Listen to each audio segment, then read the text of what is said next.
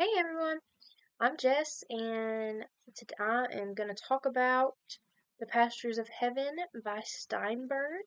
Um, at first, I do want to get into the question Dr. Lancaster emailed us about. So at the end of story one, it says the families live prosperously and at peace. And it just makes the valley seem like this perfect and just peaceful, amazing place, right? But then, right away in chapter 2, we're told the battle farm is cursed and haunted. And this is just like a really big shift, right? And I think Steinberg does this to show that there's something more going on within the people of the valley. Or someone might seem fine on the outside, but still be like carrying like a secret or like some kind of pain or darker aspects, I guess you could say. Like Edward Wicks, who goes by the name of Sharp. Everyone in the valley believes he's just like this super rich guy. He's loaded, he's got it made, he has tons of investments. And he goes on and he does this by putting on this huge act, and everybody believes he's nobody's fool. And he basically just talks and goes to all these people and asks them questions about stuff and gets their opinions, like, really puts on this big front. But he's really not rich. And so that shift between peace and haunting reminds us that not everything just because basically everything's not as perfect as it seems. And that's kind of what I think the whole theme of like his book is. There's always something more going on under the surface, and there's always something more going on under the surface within the people who live in the valley, right? So there's always something more going on. Somebody might look perfect or good on the outside, but there might be something hidden that we don't know about. Because we don't know unless we walk in somebody else's shoes, and we can't really do that. Um, I will say when I read the book, I read it with more of like a lightheartedness, I guess you could say.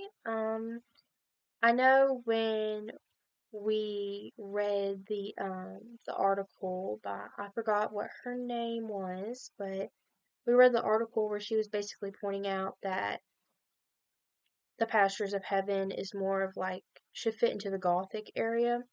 Um, gothic area. Forgot the word. Gothic. I'm gonna cut here and fix this. If it's more into the gothic tradition, there we go. If it's more into like the gothic tradition, and I don't know. Like I said, when I read that article, I hadn't already read the book, and so when I read it, I was really like, oh wow, this isn't gonna be. I think I said this in my discussion response. It's not gonna be the Little House on the Prairie. We are gonna get into something like morbid, dark, And that ended up not being the case for me. I'm not saying that it doesn't fit into the Gothic tradition because there is elements like the mental illness and stuff like that, little spookiness. But I don't know. I felt like there was so much irony in just the way everything played out. It was more of a comical, like the stories were more comical to me. Hopefully that makes sense. I don't know, like for instance with Shark. He goes on, he's putting on this big old front, he's big and bad and has all this money and investments, and after then he has his daughter, and she's like this beautiful girl, and then he's like doesn't want her to be around the Monroe boy, and then when he gets word that she went to the dance and her and the Monroe boy kissed, he just flips out. He's like, oh, and he's gonna go to the Monroe's house, and he gets like a gun or whatever, but he wasn't gonna kill him. Well, anyways, and then the town goes and puts like this big bond on him, and is like, oh, hey, you this is what we're gonna do. We have to up it because you're a rich man. Like, if we just kept it like what a normal person would have to do, like, you're gonna do what you want to anyways, right? And so, but he didn't have no money. And so he had to go and admit to the court and everybody in the towns there listening to him. And basically, he had to go and say, hey, I ain't got no money. And so, I don't know. I just felt like it was. it was kind of comical, how it all played out. Or like another example, Telerosito, the little boy who and the other man who worked there or whatever, I guess for the home, and then I forgot his name. Finds him on the side of the road. The man was a drunk. He finds Telerosito on the side of the road, and he swears that Telerosito is like this devil kid because it like said to him it had like these big gnarly teeth or whatever. Um, and then turn right around, Torosito is growing up, and he ends up being more of a violent child who definitely has, some mental issues happening going on up top. Uh, and basically, if you destroy something of his or anything like that, he's gonna be mad, do that kind of number and charge at you and bring harm to others, I guess is a good way to say that. Um, and then he goes to school and the teacher has him like draw because he loves to draw. He loved to he made like the little wood people, he carved it out and she's like, "Oh, you should draw some pictures on the board." So he draws the pictures on the board and she goes and erases them and then he just loses his business, his mind, and he just charges at her, that kind of number, tackles her, takes her down. Um, I don't know, it's just comical, but it is unfortunate, because when that teacher, she's like, "You need to punish your child," and then the dad's like, "What you want me to do?" That kind of number. Well, not the dad, but the person who takes care of him. I guess kind of like a dad, right? Um, so she ends up leaving, and then Miss Morgan comes in, and she's the new teacher, and this is a point where I have I don't know. I really liked Miss Morgan. I feel like, I don't know, because I'm going into education. Um, I'm sorry if this is kind of off task. I kind of tend to ramble and I'm not really best at talking, but um, anyways, I just kind of tend to ramble, right? And so when Miss Morgan gets there, she she just has this big heart for the kids. Just this big heart. And especially like with Tillorosito, she understood he was different and that wasn't something where she wasn't gonna let that hold back from his learning. Um and so she goes and she's reading the stories and she wants to give them like this mix because she has the younger ones and the older ones in there too. And so she's really also trying to pique their interest like with the older kids, like she really wants to get them excited, she really wants engagement in her classroom.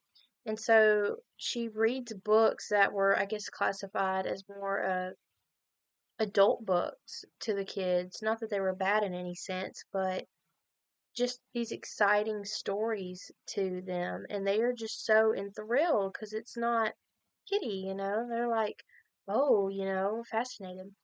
And so, I don't know, it was just, I love hearing about like school teachers and stuff like that because that's what I want to be.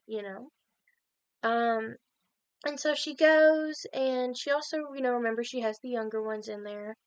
And so she reads some fairy tales and stuff like that. And Torrecito, who was bored with the other books, just, wow, okay, we're getting into something actually interesting.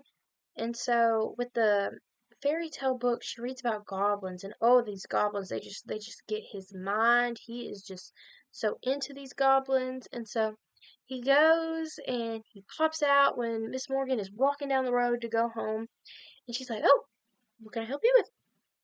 And then he's like, "So, can you tell me more about these goblins? Cause like I need to know about them. I need to find them." And she's like, "Oh, they come out, da da da." Tells him about them, and then she was like, "Yeah, yeah, you can go find them. Good luck, that kind of thing. Like, I need to go home." And then he goes, and he's just determined when he's decided these were his people. This is his family, and he is gonna go find these goblins. And so the drunk man or the man who was known to drink a little more than he was supposed to, uh, is goes and I've told Rosita says something to him. It's like, I must find my people. And, because he had that incident where he believes Torresito is like this evil seed, He's just like, "Ooh," and I don't know. It was just so funny to me. And then Torresito goes at the middle of the night, and he is determined, like I said, to find his people. Ends up digging this big old hole in the Monroe's yard because he believes the goblins are in the hole. And he, Mr. Monroe comes out and is going to go fill this hole in. And then because he's going to kind of like, the drawings, erasing the drawings. Well, because Mr. Monroe is going to fill his hole he dug in, Dolorosito attacks him, just boom, on him. And then it's so, I don't know, it's unfortunate because, because of this incident, he was sent to a mental institution, but I don't know, it was just so funny to me. Like, maybe I'm reading this wrong, maybe it's not supposed to be funny to me, but I found like so much humor in the book, I guess you could say. And then I also, another moment was when,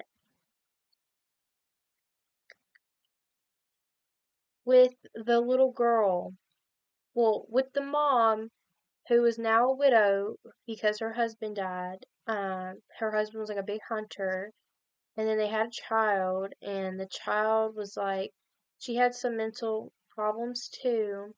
And she would just go and make up these crazy story lies, and they were just something so preposterous for a kid to say, like, girlfriend, what are you doing?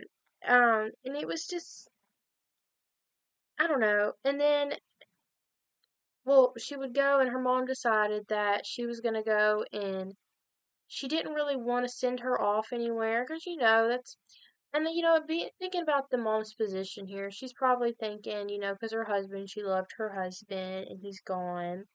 And so she was probably thinking, oh, this is like part of him, like I don't want to give it up. It's probably what she was thinking. And so she's like, no, I don't want to send her off, da da da.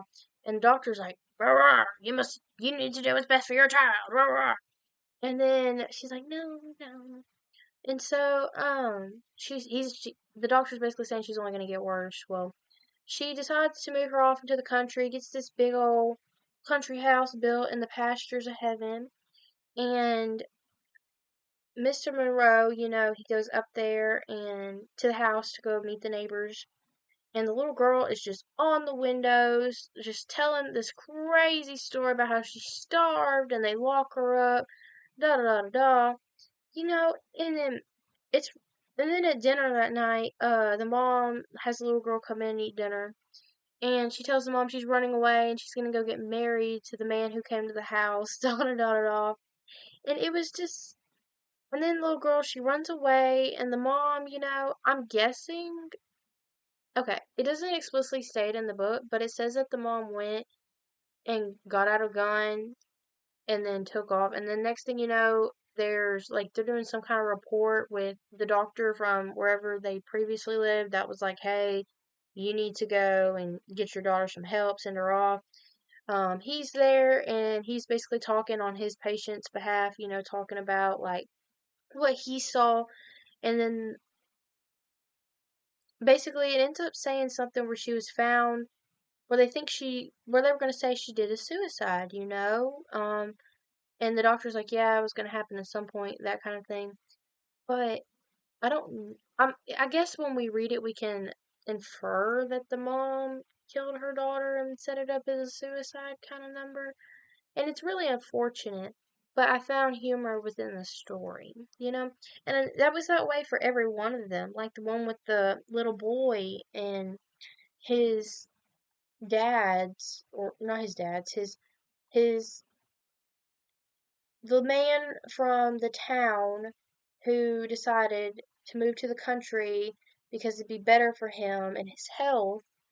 And basically that story there with the little boy, I just thought it was the cutest thing ever. Like, yes, there was some racism in there, but they're little kids. You can only take what they say with a grain of salt, because I don't know. I work with second graders, and so I just think of like their mindset. This little boy, and it's the parents. It's the parents, and I don't know. I just thought it was funny, like, and then it was unfortunate, they had to go away. But I found humor, like I said, within the story.